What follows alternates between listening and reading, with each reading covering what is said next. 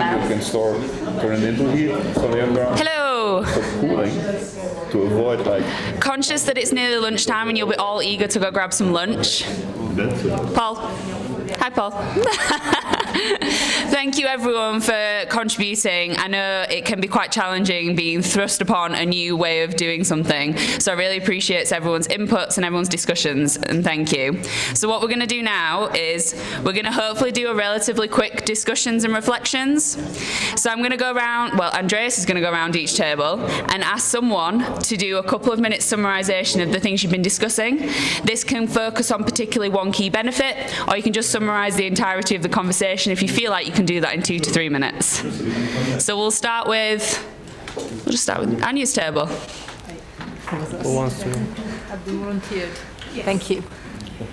Okay, thank you. So lots to discuss, very lively discussions, lots of contributions. Everyone was aligned. I think this is the main thing. First of all, we thought that the problem definition could probably refine further because we think that geothermal should really be split up between power, heating and cooling, and energy storage, underground thermal energy storage. That would allow tailoring of the approach and greater level of clarity and granularity in the way to come up with impacts. With regards to impacts, we think that ultimately where we're heading to is making a case for geothermal as a service to sustainable energy systems. Geothermal not standalone, but as part of integrated energy systems and also beyond just energy systems, people systems, ecosystems, etc.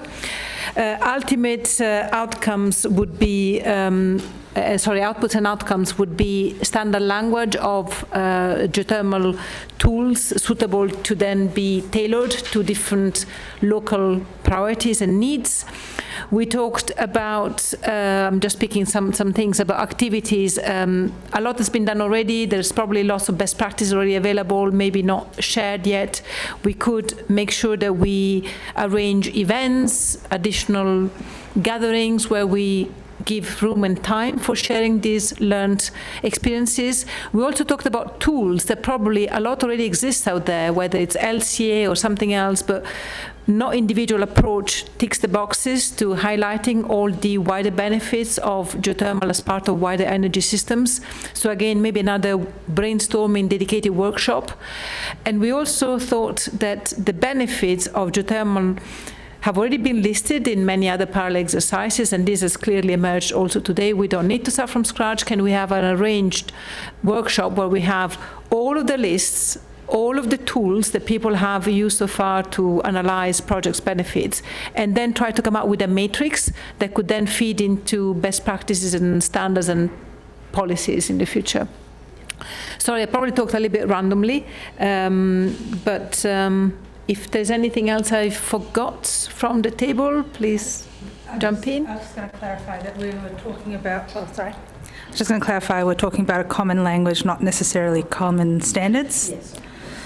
Between nations, because everyone's got different needs and different resources. So, Thank you very much.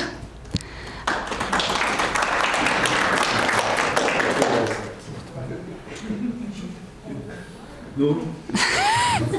You. Thank you, Paul. Okay. Is it on? Yeah? Yeah. Okay. So we looked at measuring what matters. So what Marit told us to look into quantifying the benefits, and I'm glad to tell you that we solved everything. No. So I think what very good discussions at the table, very different viewpoints, and one first thing that was said here was that many places don't even know what geothermal is, and many people don't even know what geothermal is. So there it starts, right? So if you don't know what it is, you cannot decide. And then in terms of impacts, would be twofold in our opinion. It would be on the individual level, where you as an individual can decide or have to decide at some point. You would need to know what geothermal is and what it compares to, right? So you need these metrics on the individual level, but the same is true on the governmental level. Also there it's even more true that you need the metrics probably to convince the others why to do it and why to invest in geothermal or why to drive your policy in that direction. Now, how to do that? We could indeed imagine that we pinpoint specific benefits in a way, or metrics, that we would look into. Grid impact is one of them, having less outages, but also having to build less grid infrastructure. That would be one thing that you could probably quantify. In my country, Netherlands, we know that we will have to invest 200 billion euros up to 2040 for grid increase. And we can compare how much more it would cost if we would not basically invest in geothermal or district heating solutions, etc., etc. So you can quantify that, and you might also be able to quantify economic costs of outages. If you go fully electric or more, let's say electrifying more and more, these risks will be higher. So that's one alley. Then the other would be also more social economic, so job related. You can quantify how much money is spent for energy that is leaving the country, mostly on fossil fuels, and compare that to what would happen if you would invest in a local or regional energy source. That money would stay in the economy, in the regional economy, creating jobs. So that's also a metric that could be quantified, in our opinion. What else did we say?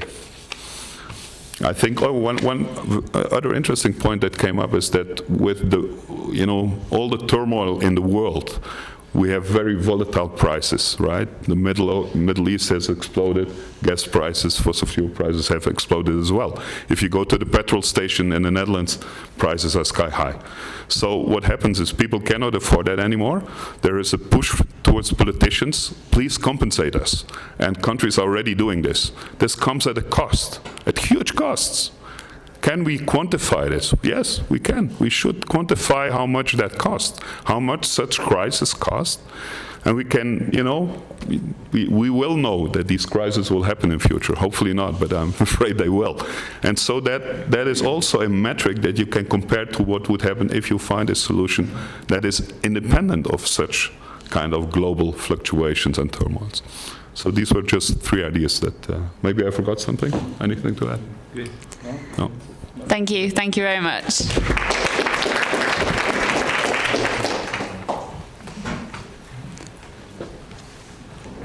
Thank you. Yep, we are going to just add on a couple of the things that other tables have already said. So another thing on top of what you guys said was the community aspect. So we did discuss a lot of the community aspects. So communities are part of the next thing that we think the impact should be on getting the support of the communities, and the main drivers would be community-wanted initiatives. And that will help us to educate policymakers, to bring in companies, to put money to do what the community actually wants. So starting from the impact and just going through the activities now again, the right way. We were talking a lot about the difference between utilities and commodities, and district heating systems, how pretty much a lot of those have different ways of scales. So scales is different, like what's that scale? If you're in a community that has no connection, that is a different scale than if you are trying to connect to the grid, that if you're trying to convert an oil and gas field that has connections to other things. So being able to measure and identify the difference between utilities, commodities, and policy making. How are we gonna get the community involved with the policymakers? Is it better to have a policy where the government has a geothermal focus kind of entities or groups or working groups, because that would enable bringing the right resources to the right spot? And just on quantifying a little bit of the kind of supply chain is very important. And one of the things we're saying is how can we rephrase things like shifting gas with geothermal. It's not about stopping gas or stopping oil, it's about shifting it. Now it's very expensive to get gas for minimum things, or other parts of the community, like, I don't know, bakeries. I was putting the example of New Zealand. We are gonna run out of bread because our bakeries work with gas. Gas is too expensive, and we will have to pay a ridiculous amount of money for bread in the future. So what we're doing is using mainly geothermal to be able to shift the gas. So that's another way. And in that is about how do we educate and tell the good stories. So to us, a lot of the outputs should be how do we communicate better? So how do we share those stories and say, this is how we want, this is the examples of things that have worked. We have a lot of examples of different communities, different scales that have worked. It's about us communicating them better. So in order to measure that is like getting those stories, quantifying the stories, the success stories in different scales. Yeah. Oh, show positive stories. So I'm going to let Chris keep going on that. Oh, okay. Positive stories are useful for showing that it works.